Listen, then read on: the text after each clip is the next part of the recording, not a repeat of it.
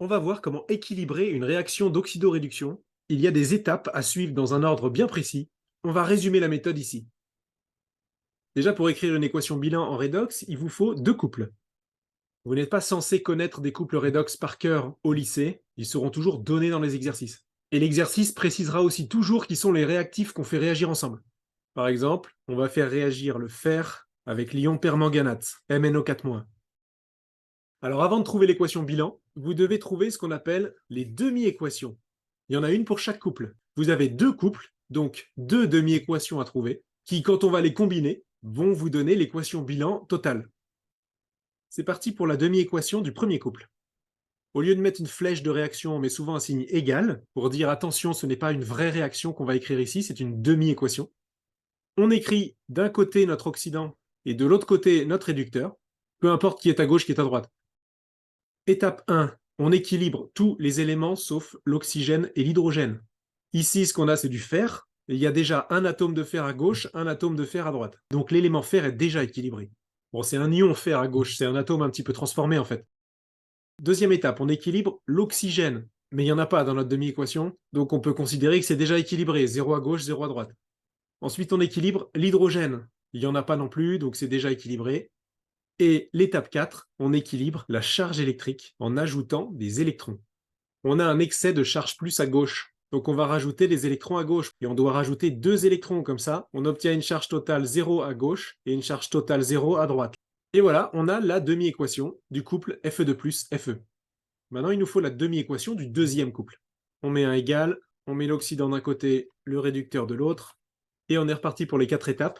D'abord, il faut équilibrer le manganèse, Mn. Il y en a un à gauche, un à droite, donc c'est bon. Ensuite, on équilibre l'oxygène en rajoutant des molécules d'eau. Il y a 4 oxygènes à gauche, on rajoute donc 4 molécules d'eau à droite. Ensuite, on équilibre l'hydrogène en rajoutant des H+. Il y a 8 hydrogènes en excès à droite, donc on rajoute 8 H+ à gauche pour équilibrer. Et enfin, on équilibre la charge électrique. Alors là, il faut être un peu concentré. Un ion permanganate, c'est une charge moins. 8 ions H+, c'est 8 charges plus. Ici, on a 2 charges plus sur le même ion manganèse. Et ici, on n'a rien du tout comme charge. Ça nous fait une charge totale de plus 7 à gauche et de plus 2 à droite. La différence est de 5 charges. On doit donc rajouter 5 électrons du bon côté, ce qui nous permet d'avoir une charge totale de plus 2 à gauche et à droite. La charge est bien équilibrée.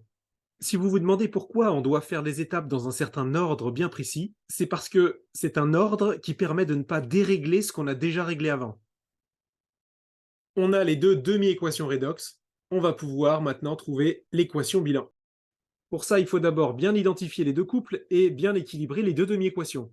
Tout ça, c'est ce qu'on vient de faire.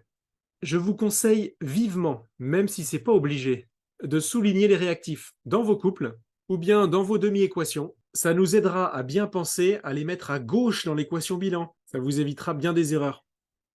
Passons à la troisième étape.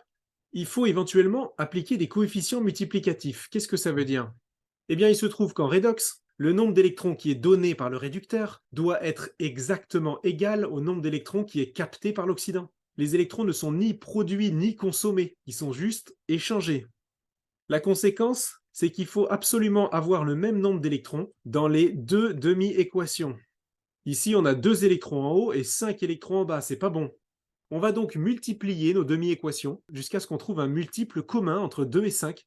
Si vous ne savez pas comment faire, le plus simple, c'est de multiplier chaque équation par le nombre d'électrons qu'on a dans l'autre demi-équation en face. Je multiplie celle du haut par 5 et je multiplie celle du bas par 2. On tombe bien sur un multiple commun qui est de 10 électrons, et maintenant je peux écrire l'équation bilan. Je mets tous mes réactifs soulignés à gauche, ensuite une vraie flèche de réaction, ou une double flèche si la réaction n'est pas totale, et je mets à droite tous mes produits qui ne sont pas soulignés. Il ne reste plus qu'à vérifier si on peut simplifier un petit peu. Il y a une simplification qu'on pourra toujours faire, c'est les électrons, qu'on peut barrer à gauche et à droite. Si on a bien respecté l'étape 3, les électrons doivent toujours disparaître, sinon c'est qu'il y a un problème. On retrouve évidemment les 4 espèces chimiques qui apparaissaient dans nos couples au départ. On voit aussi apparaître les espèces H+, et H2O, qui sont nécessaires à l'équilibrage. Et sur ces deux espèces-là, vous pourrez parfois aussi faire des simplifications, puisqu'elles seront parfois présentes des deux côtés de la flèche de réaction. Donc vous pourrez enlever tout ce qui est en commun à gauche et à droite. Et voilà, on a sous les yeux notre équation bilan simplifiée au maximum. Une question qu'on peut se poser quand même, c'est qu'est-ce qui nous permet d'utiliser des H+ et des H2O dans notre équation bilan? Et surtout le H+ à gauche. Comment on peut savoir qu'il y en a au départ dans notre bécher? Pour que la réaction se fasse, il faut qu'il y en ait un petit peu qui traîne. S'il n'y en a pas, c'est un réactif limitant et la réaction se fait pas. L'équation bilan telle qu'on vous apprend à l'équilibrer au lycée correspond à une réaction qui n'est possible que en milieu acide. Pour ceux qui connaissent, je vous rappelle qu'un milieu acide, c'est un milieu dans lequel il y a plein de H+ qui traînent. Si vous êtes en solution dans l'eau, c'est pas vraiment des H+ qui traînent, c'est des H3O+. Mais c'est pareil, c'est un H+ qui s'est accroché à une molécule d'eau. Et la concentration en H3O+, c'est ce qui définit le pH. Plus vous êtes concentré en H3O+, plus le pH est faible, à cause du signe moins. Et un pH faible, c'est un milieu acide. Et inversement, quand vous êtes en milieu acide, vous avez une forte concentration de H+, ou de H3O+. Donc si vous mettez votre fer et votre permanganate dans un milieu acide, la réaction redox pourra se faire sans aucun problème. Il y a plein de H+ disponibles qui traînent. Mais en chimie, on va pas toujours travailler en milieu acide. Parfois, on travaillera plutôt en milieu basique. Et un milieu basique, c'est en fait un milieu dans lequel il y a pas mal de HO- qui traînent. Pour ceux qui sont déjà forts en acide-base, vous vous souvenez d'une constante qui s'appelle le produit ionique de l'eau, qui vous dit que le produit de ces deux ions-là est une constante.